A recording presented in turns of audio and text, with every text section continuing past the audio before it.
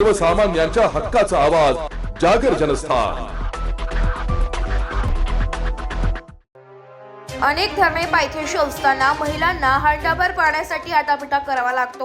पिण्याच्या योजना असूनही नसल्यासारख्या असून त्यामध्ये मोठ्या प्रमाणावर भ्रष्टाचार झालेला आहे। म्हणून महाराष्ट्र सरकारचे डोळे उघडविण्यासाठी आणि निषेध करण्यासाठी एल्गार कष्टकरी संघटनेच्या शेकडो महिला आणि आंदोलक मंत्रालयावर धडक मारायला इगतपुरी रेल्वे स्थानकावर पोहोचले। मात्र पाणी पुरवठा अधिकारी, तहसीलदार, पोलीस प्रशासन आणि जिल्हाधिकाऱ्यांचे पत्र घेऊन चर्चा करण्यासाठी प्रतिनिधी आले। संघटनेचे संस्थापक अध्यक्ष भगवान मधे यांनी प्रतिनिधींसोबत संवाद साधलाय। सर्व मागण्यांच्या अनुषंगाने सर्व खात्यांच्या अधिकाऱ्यांची बैठक इगतपुरीचे उपविभागीय अधिकारी यांच्या कार्यालयात उद्या बैठक घेण्याचे सर्वानुमते ठरवण्यात आले। त्यानुसार आंदोलन तूर्त स्थगित करण्यात आले। या बैठकीत समाधान न झाल्यास मंत्रालयावर कोणालाही न सांगता धडक मारून आंदोलन करू असा इशारा भगवान मधे यांनी दिला। इगतपुरी त्र्यंबक तालुक्यात विकासाचा गवगवा करून निवडणुका लढवणारे नेते स्वार्थात मग्न असून त्यांच्या मर्जीतील व्यक्ती आदिवासी लोकांच्या जीवावर मलई खाते असा आरोप यावेळी भगवान मधे यांनी केलाय।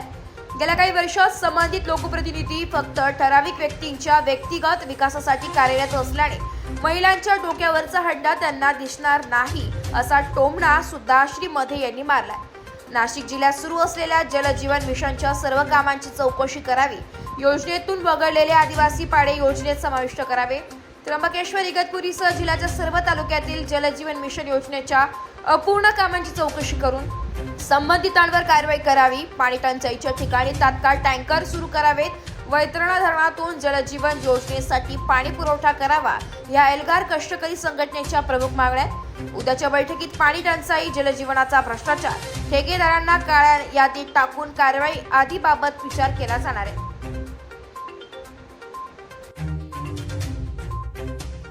काय सांगाल, आज मोर्चा होता मंत्रालयावर, आता निघाला होता? सर्वप्रथम मी या राज्य शासनाची जाहीर निषेध व्यक्त करत होतो यासाठी की या सर्व आदिवासी महिलांना हंडाभर पाण्यासाठी मुंबईला जावं लागतं, मंत्रालयात जावं लागतं, हे यासाठी निंदनीय बाब आहे। आज आम्ही एल्गार कष्टकरी संघटनेच्या वतीने जे आंदोलन सुरू केलं होतं आणि आम्ही मंत्रालयाकडे जाऊन आमच्या या मागण्या मागणी करणार होतो। मात्र आम्ही ते आंदोलनाला सुरुवात करताना जिल्ह्याचे पाणीपुरवठा अधिकारी, तहसीलदार साहेब, पोलीस डिपार्टमेंट आणि जिल्हाधिकाऱ्यांचे पत्र घेऊन तहसीलदारांचे प्रतिनिधी आले आणि उद्या 4 वाजता या पाणीपुरवठ्याच्या संदर्भात, टंचाई संदर्भात, जलजीवन मध्ये झालेल्या भ्रष्टाचाराच्या संदर्भात, ठेकेदारांवरती कारवाई करण्याच्या संदर्भात, त्यांना काळ्या यादीत टाकण्याच्या संदर्भात आणि वन विभागाच्या काही हलगर्जीपणामुळे काही योजना प्रलंबित आहेत त्या योजना पूर्ण करून घेण्याबाबतची बैठक, एक संयुक्त बैठक, आदिवासी विभाग, इरिगेशन डिपार्टमेंट, एमएससीबी, फॉरेस्ट विभाग या सर्वांची एक संयुक्त बैठक माननीय उपविभागीय अधिकारी यांच्या कार्यालयात उद्या 4 वाजता आयोजित केले।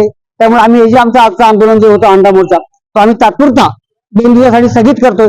2 दिवसानंतर आमचं झालं नाही तर आम्ही पुन्हा न कळवता, कुठल्या शासनाला किंवा प्रशासनाला, पोलिसांना कळवता आम्ही मुंबई गाठणार। अभियंता आले होते आणि त्यांनी लेखी दिलं की उद्या ही बैठक जी आयोजित केली आणि त्यांनी सांगितलं की आम्ही काही ठेकेदारांना नोटिसा बजावलेल्या आहेत, काही ठेकेदारांची कारवाई पण केली, त्याचं डॉक्युमेंट देता येतात, काही ठेकेदारांना आर्थिक दंड देखील वसूल केला आहे असं त्यांनी सांगलेलं आहे।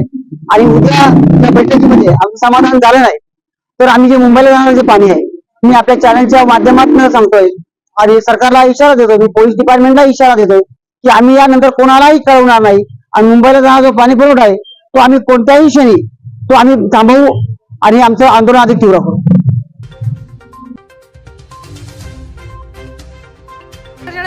प्रतिनिधी सुमित बोधक, इगतपुरी।